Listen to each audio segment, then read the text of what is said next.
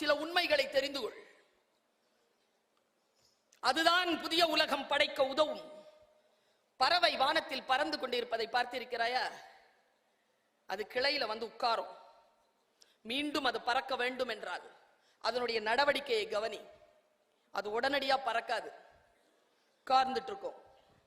முதல்ல அது தன்னுடைய சிறகுகள் இருக்குல்ல, அதை கொஞ்சம் ஆஸ்வாசப்படுத்தும். அதுக்கப்புறம் என்ன பண்ணும் தெரியுமா? அந்த எந்த கிளையில உட்கார்ந்து இருக்கோ அந்த கிளையை இறுக்கமா பிடிச்சுக்கும். இறுக்கமா பிடிக்கும். பறக்க தானே போகுது.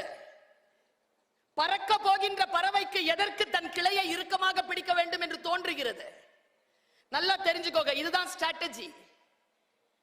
இருக்கிற இடத்தை கவனமாக பற்றிக்கொள், மிக அழுத்தமாக பற்றிக்கொள், சிறகை விரித்து பயிற்சி கொள். அப்புறமா அந்த அக்கினி இருக்கக்கூடிய அந்த வயிறு இருக்குல்ல, அந்த வயிறு அது கொஞ்சம் பிரஷர் கொடுக்கும், அழுத்தம் கொடுக்கும்.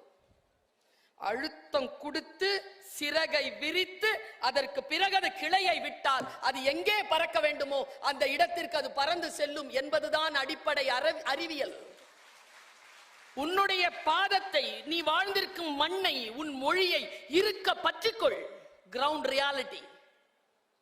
இதை பற்றி கொண்டால் ஒழிய உன்னுடைய எக்ஸ்பெக்டட் விஷன், உன்னுடைய இலக்கை நோக்கி நீ பறக்க முடியாது.